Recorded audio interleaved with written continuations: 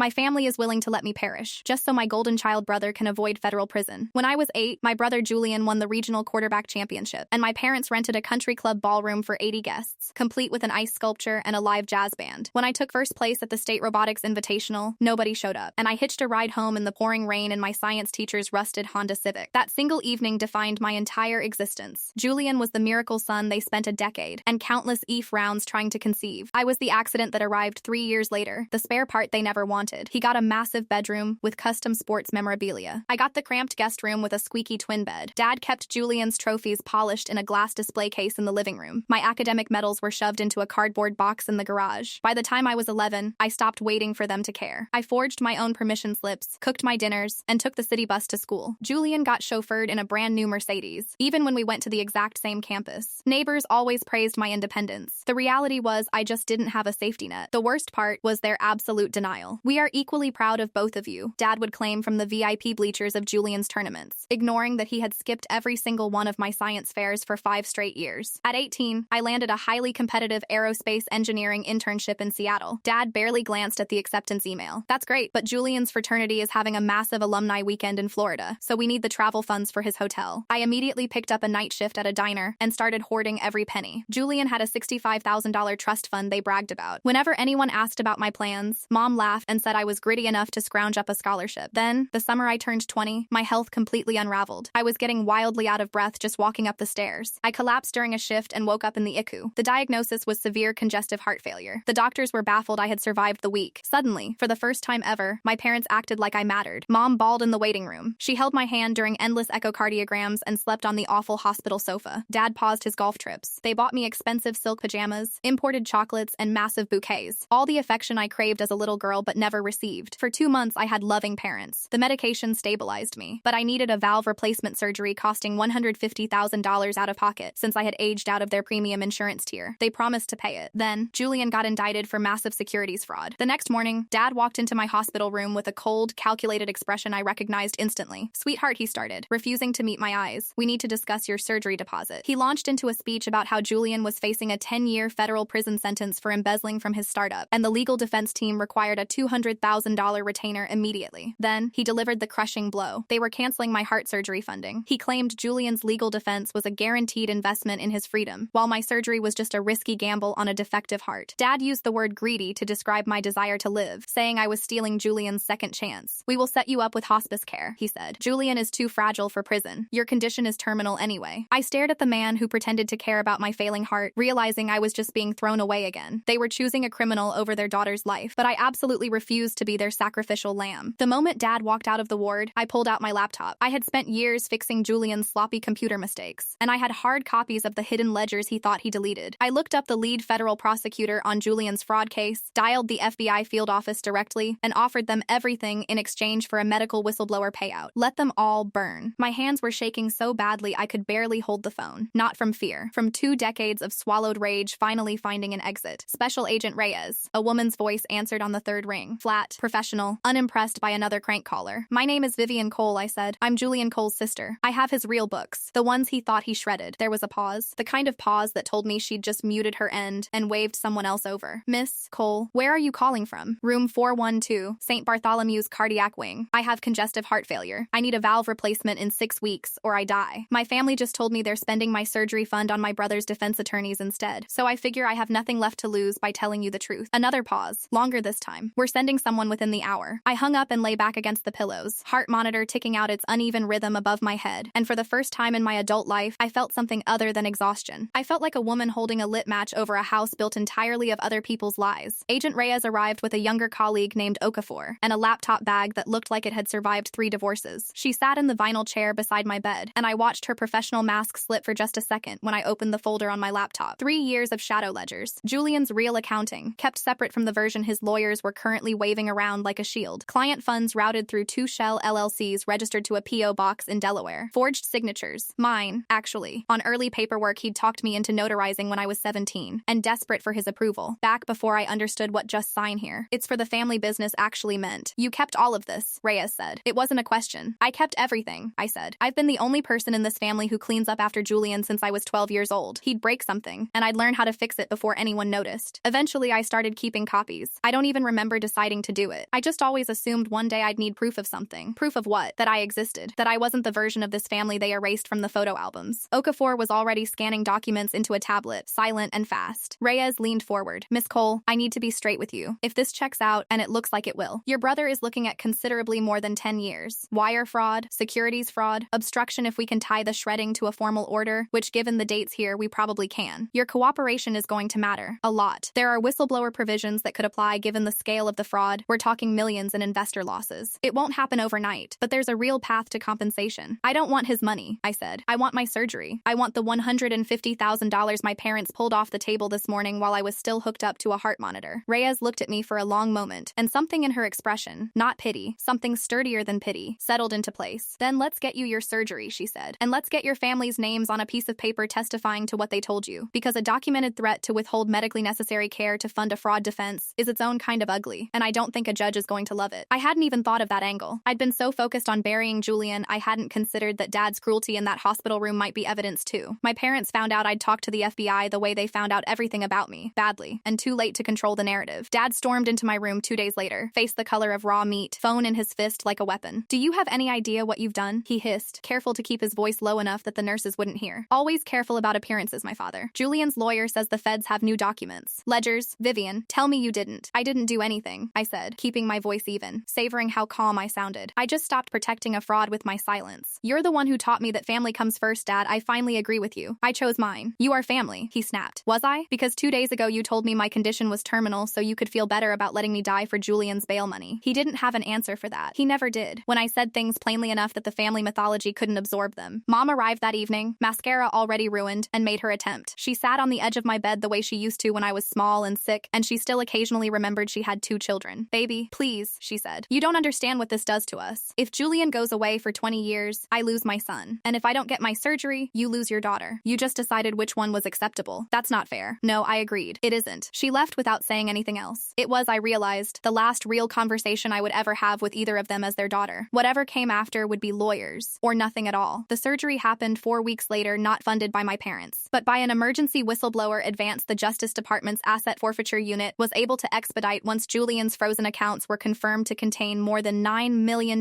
in misappropriated investor funds. Reyes had called it unusual, but not unprecedented, and I'd stopped asking questions and started signing whatever forms would get a scalpel near my heart before it gave out entirely. I woke up in recovery with a new valve, a chest full of staples, and a strange, hollow calm where the fear used to live. My surgeon, a soft-spoken man named Dr. Amara, told me I'd been about 3 weeks from catastrophic failure, 3 weeks from the exact hospice timeline my father had so casually assigned me. Julian was arraigned the following month, 14 counts. His bail was denied, flight risk, given the newly discovered shell accounts in the Caymans that even his own lawyers hadn't known about. My parents mortgaged the house to cover what remained of his legal fees, which struck me, when I heard about it secondhand from a cousin, as almost funny. They'd spent 30 years building an entire household around protecting Julian from consequences, and consequences had simply outbid them. I didn't go to his arraignment. I didn't go to my parents' house again. Not for Thanksgiving. Not for the birthday they suddenly remembered to call about. I moved into a small apartment near the hospital with a nurse named Kriya as my roommate, someone who had cared for me during those 2 months when my parents were still pretending, and who had seen exactly how fast that pretending evaporated. 6 months after the surgery, I got a letter. Not from my parents, from Julian. Prison stationery, cramped handwriting, nothing like his old confident scrawl. You destroyed our family, it said. I hope you're happy. I read it once, then folded it into the same box where I used to keep my science fair ribbons, the ones nobody ever came to see me win. I wasn't happy, not exactly. But for the first time since I was 8 years old and watching an ice sculpture melt in a ballroom I hadn't been invited into, I was alive, and I was mine. 8 months after the surgery, I got the call from Seattle. The aerospace internship I'd bled myself dry for at 18 had, somewhere along the way, turned into a standing offer from the same company, Halbrook Aeronautics. Once they heard I'd finished my degree while recovering from open heart surgery and holding down 2 remote contract jobs to pay rent, my new manager, a blunt woman named Deb Sorensen, who ran propulsion systems testing like a Marine Corps drill instructor, told me during the offer call that she'd read my transcript twice because she assumed there was a typo. Nobody does this, she said. Not with what you had going on. You know that, right? I had a lot of practice doing things alone, I told her, and she laughed like I'd made a joke, and I let her think that. I moved to Seattle in March. Priya came with me. We'd stopped being just roommates by then, though neither of us had said the word out loud yet, and I wasn't in a hurry to name something that felt, for the first time in my life, uncomplicated and safe. We found a 1-bedroom 2 blocks from a park with a view of the water, and on my first night there, I stood at the window and realized I hadn't thought about my parents in 11 days. It felt like putting down a suitcase I'd been carrying since I was 8. 8. It didn't last. The subpoena arrived on a Tuesday, hand-delivered to my office by a process server who apologized for the inconvenience like he was handing me a parking ticket. Civil complaint, Cole v. Cole, filed in the same county courthouse where Julian's criminal case was still grinding through pretrial motions. 61 investors, a class action, and my parents named as co-defendants. I called the number on the cover letter, expecting a paralegal. Instead, I got a lawyer named Marcus Whitfield, lead counsel for the plaintiffs, whose voice had the particular calm of a man who had spent a career being unsurprised by families. "Miss Cole, I want to be upfront with you," he said. "We're not asking you to testify against your brother again. The federal case has what it needs. We're building the civil case, and Discovery turned up something I think you should hear from me before you read it in a filing. Go ahead. Your grandmother, Eleanor Cole, left a trust when she passed, split evenly between you and Julian, $210,000 each, to be released at 25. Your father was the trustee." I sat very still in my cubicle, phone pressed hard enough to my ear that it hurt. "I never got a trust," I said. "We know," Whitfield said, "because your father liquidated both accounts 9 years ago and rolled the funds into Julian's first business venture, the one before the fund he eventually built his fraud on top of. He filed the paperwork as a loan to himself, as trustee, with an intent to repay. He never repaid it. Your $210,000 didn't disappear into thin air, Miss Cole. It became seed money for the company your brother used to steal from 61 people." I don't remember hanging up. I remember Deb finding me 20 minutes later still holding a dead phone and asking if I needed to go home, and me saying no. Actually, I needed to stay exactly where I was, because home didn't feel like it meant anything reliable anymore. I confronted my father over the phone, because I couldn't stomach doing it in person, and because some childish part of me still didn't trust myself not to want him to explain it away, the way I used to want that at 8, at 11, at 18. "It was never stolen," he said, before I'd even finished the sentence. "It was invested in your brother's future, which, need I remind you, was also going to be your future if the business had succeeded. It wasn't your money to invest, Dad, it was mine. Grandma left it to me. Your grandmother didn't understand business. You had a fiduciary duty. That's not an opinion. That's a legal term the lawsuit uses about 9 times. There was a long pause, the kind he used to fill with reasons, and for once he didn't have one ready. "I always meant to make it right," he said finally, quieter than I'd ever heard him. "You had a decade to make it right, and instead you told me my heart wasn't worth $150,000. You had my inheritance sitting in your bank account this whole time, Dad, and you let me believe I was dying because I was the family's bad investment." He hung up on me. I sat with the silence for a long time, and then I called Whitfield back and told him I'd sign whatever affidavit he needed. The civil case moved faster than the criminal one, mostly because my parents' lawyer, a tired man named Grunwald, who'd clearly been hired at a discount, advised them to settle, rather than let a jury hear the phrase "withheld a dying daughter's inheritance to fund her brother's Ponzi scheme" read aloud in open court. They lost the house that summer. Not to Julian's legal fees this time, but to a settlement fund for 61 strangers and one daughter who'd stopped being willing to be strangled by loyalty she'd never actually been given in return. My cut of the settlement, restitution for the diverted trust, plus interest, plus a modest sum the judge tacked on for what his written opinion called a documented pattern of financial coercion during a period of acute medical vulnerability, came to $340,000. I used 40 of it to pay off what little debt the surgery hadn't already been covered for. The rest I put into an account I didn't touch, because for the first time in my life I had the luxury of not needing to spend money the moment it arrived, and I wanted to sit with that feeling a while before I decided what it meant. Julian's sentencing came in October. I didn't attend, but Reyes called me that afternoon, unprompted, which I hadn't expected, and which meant more to me than I let on. 19 years, she said. Federal, no parole before 15 given the enhancements. I thought you'd want to hear it from someone who wasn't going to make it about themselves. Thank you, I said, and meant it more than I'd meant almost anything in years. For what it's worth, Reyes added, you did the harder thing. Anybody can stay quiet. It takes something else to be the one who finally says it out loud. My mother wrote to me at Christmas. Not an apology, I want to be precise about that, because for a while I let myself hope it might be one, and it wasn't. It was 3 pages about how the divorce filing had blindsided her, how Dad had moved into an apartment across town, how she was seeing a therapist now, finally, at 61 years old, and how the therapist kept using a phrase that apparently upset her, scapegoat child. I don't think that's fair to Julian, she wrote, and I actually laughed out loud reading it, alone in my kitchen, because 18 months of federal indictments, a diverted inheritance, and a canceled heart surgery still hadn't managed to dislodge the idea that Julian was the one who needed defending. I didn't write back, not out of cruelty. I'd run out of the specific kind of rage that used to demand a response to everything they did. I just didn't have anything left to say to a woman who was still, even now, mourning the wrong child. Priya and I got married the following June, in the backyard of a friend's house on Bainbridge Island. 40 guests, no ice sculpture, no jazz band, just string lights and a folding table of potluck dishes, and Deb Sorensen crying through the entire ceremony, which surprised absolutely no one who'd worked with her. I gave a short speech at the reception, mostly about Priya, but I said one thing about my family that I'd been sitting with for a long time, and finally felt ready to say out loud. I used to think being invisible to the people who were supposed to love me meant something was wrong with me, I said. It took nearly dying, and then almost losing that fight for something as small as a hospital bill, to understand that the problem was never never what I was worth. It was who was doing the counting. Priya's hand found mine under the table before I even sat down. Somewhere in a federal facility in Colorado, my brother was 3 months into a 19-year sentence. Somewhere in a rented condo across town from the house he'd lost, my father was learning to live on a fraction of what he used to have. Somewhere in a therapist's office, my mother was still working up the nerve to say the word scapegoat about the daughter she'd nearly let die. And somewhere with a view of the water, in a kitchen that smelled like garlic and cedar and belonged entirely to me, I was building the life nobody had ever thought was worth showing up for. Turns out I never needed them to. 2 years passed before the Coles found a way to pull me back in. By then I'd been promoted twice at Halbrook, lead systems engineer on a satellite propulsion program, a title I still said out loud to myself sometimes just to hear how it sounded. A trade magazine had run a profile on me that spring, ostensibly about the propulsion work, but the writer had dug up the civil case in her research and asked, gently, if I'd be willing to talk about it. I almost said no. Then I thought about the 61 investors who'd lost their retirements to my brother, about how most of their names would never appear in a headline anywhere, and I said yes. The piece ran with the title, The Engineer Who Turned Her Family In. I hated it and was proud of it in roughly equal measure. Within a week, I had emails from 3 different whistleblower nonprofits asking if I'd speak at a conference. I said yes to one of them, mostly out of curiosity about what it would feel like to stand in front of strangers and say the whole story out loud, start to finish, without flinching. It felt, unexpectedly, like exhaling after holding my breath for 20 years. The subpoena, a different one this time, smaller, meaner in its own quiet way, arrived 4 months later. Julian's appellate lawyers had filed for post-conviction relief, arguing ineffective assistance of counsel at trial. Buried in the filing was a claim that his original attorney had failed to properly cross-examine a biased and vindictive witness, with a documented financial motive to fabricate testimony against the defendant, meaning me. They wanted a new evidentiary hearing. They wanted me back on a witness stand, 5 years after I thought I'd said everything I would ever need to say about my brother. I called Reyes, who was retired from the bureau by then but still picked up when I called, which told me something about the kind of agent she'd been. Ineffective assistance claims almost never work, she said. This is a Hail Mary, but you should still prepare like it's real, because judges take these seriously even when they shouldn't. He's calling me vindictive, I said, in a legal document, like turning in a $9 million